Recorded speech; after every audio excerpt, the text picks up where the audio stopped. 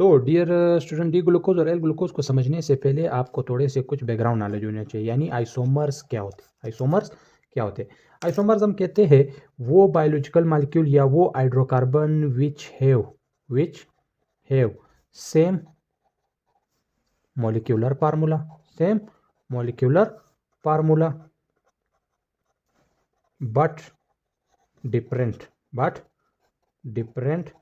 structural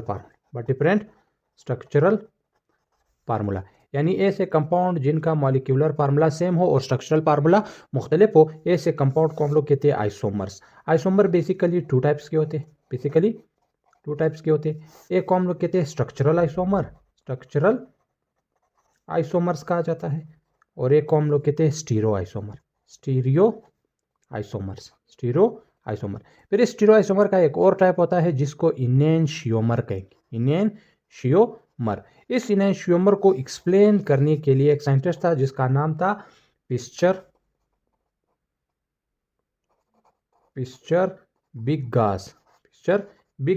एक scientist का नाम है जिसका नाम है पिस्चर बिगास। उसने क्या किया था, एक कंसेप्ट एक्सप्लेन किया था इनेंशियोमर के बारे में, और इस कंसेप्ट के अंदर इसने हमें बताया कि what is D glucose and what is L glucose. Actually ये जो डी ग्लूकोज है वो एल ग्लूकोज है, ये दोनों इनेंशियोमर है, ये दोनों आइसोमर यानी स्टीरो आइसोमर्स की एक टाइप है जिसको हम लोग कहते हैं इनेंशियोमर। इसको सबसे पहले पिस्चर ने एक्सप्लेन किया था। तो आइए पढ़ते ये क्या था, डी ग्लूकोज क्या होता है और एल ग्लूकोज क्या होता है। डी ग्लूकोज और एल ग्लूकोज। डी ग्लूकोज को पिस्चर साहब ने कुछ यूं एक्सप्लेन किया था। इसने कहा कि कोई भी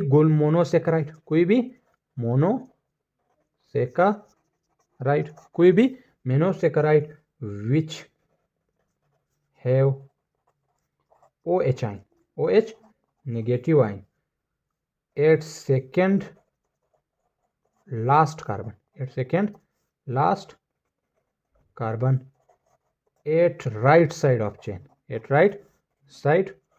ऑफ चेन। इसने कहा कि किसी भी चेन के अंदर जो सेकेंड लास्ट कार्बन होगा उसके ऊपर अगर OH ग्रुप जो है वो राइट साइड पे मौजूद है तो उस मोनोसेकेराइड को हम लोग कहते हैं डी मोनोसेकेराइड, या अगर वो ग्लूकोज था तो उसको हम कहते हैं डी ग्लूकोज। और इसमें हम कहेंगे ऐसा मोनोसेकेराइड जिसमें सेकेंड लास्ट कार्बन के ऊपर जो OH ग्रुप है, जो OH नेगेटिव आयन ग्रुप है, वो अगर लेफ्ट साइड पे मौजूद था तब उसको हम लोग कहते हैं एल ग्लूकोज। इसको हम लोग कहते हैं पॉजिटिव इनेंशियोमर भी कहेंगे, इसको हम लोग निगेटिव इनेंशियोमर्स भी कहा जाता है, इसमें डी स्टैंड फॉर डेक्स्ट्रोरोटेटरी के लिए स्टैंड करता है। इसमें एल स्टैंड फॉर लीवोरोटेटरी।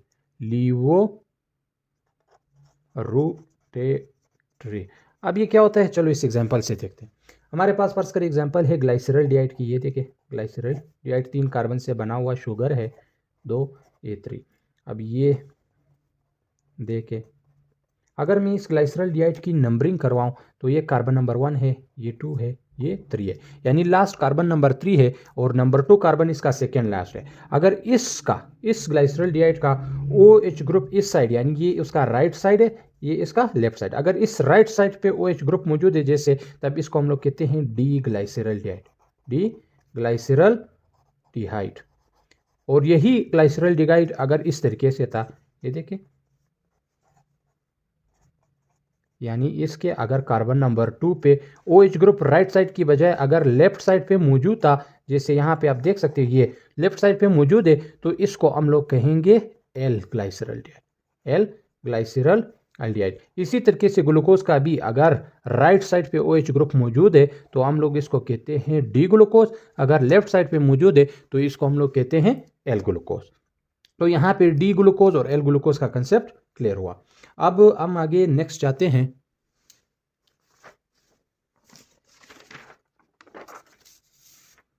तो चलो अब पढ़ते हैं what is alpha glucose and beta glucose. अब इधर देख, यहां मैं ड्रा करता हूं ग्लूकोज का स्ट्रक्चरल फार्मूला जो 6 कार्बन से बना थे। एंड 6। ये देखो यहाँ पे OH, यहाँ पे H, ये OH, यहाँ पे OH, फिर यहाँ पे OH, यहाँ पे OH, यहाँ पे OH, ये H। ये है ग्लूकोज का स्ट्रक्चरल फार्मूला। जब हम लोग ग्लूकोज का स्ट्रक्चरल फार्मूला ड्रा करते हैं, ये ग्लूकोज ये इसका राइट साइड है और ये इसका लेफ्ट साइड है। इस ग्लूकोज को हम कह सकते हैं कि ये डी ग्लूकोज। ये कौन सा ग्लूकोज है? D glucose. क्यों डी ग्लूकोज है? क्योंकि ये इसका सेकेंड लास्ट कार्बन, ये देखो 1 2 3 4 5 एंड 6, ये सेकेंड लास्ट कार्बन है और सेकेंड लास्ट कार्बन का जो OH ग्रुप है वो राइट साइड पे मौजूद है, इस वजह से इसको डी ग्लूकोज कहेंगे। ये डी ग्लूकोज जब हम लोग लिक्विड मीडियम के अंदर डालते हैं, यानी वाटर H2O के अंदर डालते हैं, तो ये रिंग फॉर्म में आ जाता है। तो किस में आ जाता है?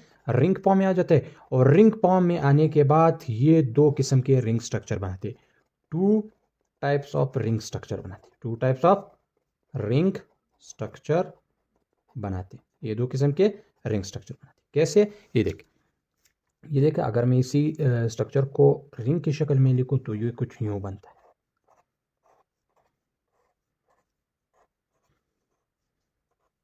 ये कार्बन 1, ये 2 और ये इसका 6। अब यहाँ पे भी देखें,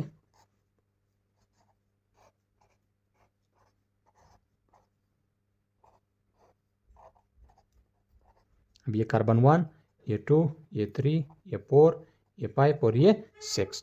अब यहाँ पे कार्बन 1 आपको दिख रहा है। अगर इस कार्बन 1 के ऊपर जो OH ग्रुप है, अगर वो नीचे मौजूद, अगर वो रिंग से नीचे मौजूद था, तब इस फॉर्म को हम लोग कहते हैं अल्फा डी ग्लूकोज। इस फॉर्म को हम कहते हैं अल्फा डी ग्लूकोज। अगर कार्बन नंबर 1 पे OH नीचे की बजाय ऊपर मौजूद था, तब इसको हम लोग कहते हैं बीटा डी ग्लूकोज। इसको हम क्या कहेंगे? Beta D glucose. तो इट मीन्स हम लोग कह सकते हैं, अगर रिंग के अंदर, अगर रिंग स्ट्रक्चर के अंदर कार्बन नंबर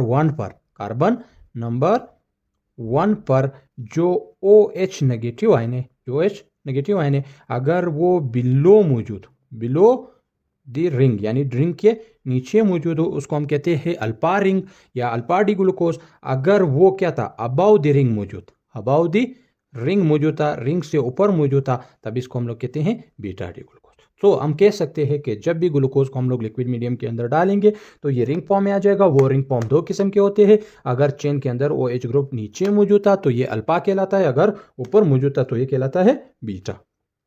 तो यहाँ पे कंसेप्ट अल्फा और बीटा का क्लियर हुआ। अब मैं आपको बताऊंगा कि what is reducing sugar and what is oxidizing sugar.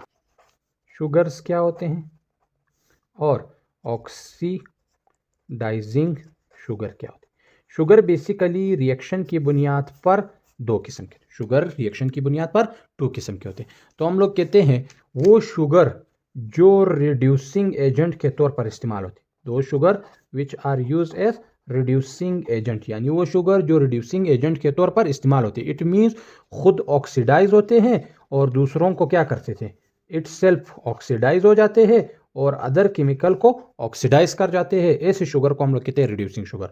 और ऐसे शुगर जो दूसरों को ऑक्सीडाइजिंग एजेंट के तौर पर, यानी ऐसे शुगर जो ऑक्सीडाइजिंग एजेंट के तौर पर इस्तेमाल होते हैं, यानी दूसरों को क्या करते हैं? रिड्यूस करते हैं। इट सेल्फ ऑक्सीडाइज हो जाते, इट सेल्फ रिड्यूस हो जाते हैं और दूसरों को ऑक्सीडाइज करते हैं। ऐसे शुगर को हम लोग कहते हैं ऑक्सीडाइजिंग शुगर। क्यों रिड्यूसिंग शुगर क्यों रिड्यूसिंग होती है? क्योंकि इनमें प्री अल्डिहाइड या कीटोन ग्रुप होता है। इनके चेन के अंदर जो अल्डिहाइड या कीटोन ग्रुप मौजूद होता है वो बिल्कुल फ्री होता है दूसरों को रिड्यूस करने के लिए। इनमें नॉट प्री अल्डिहाइड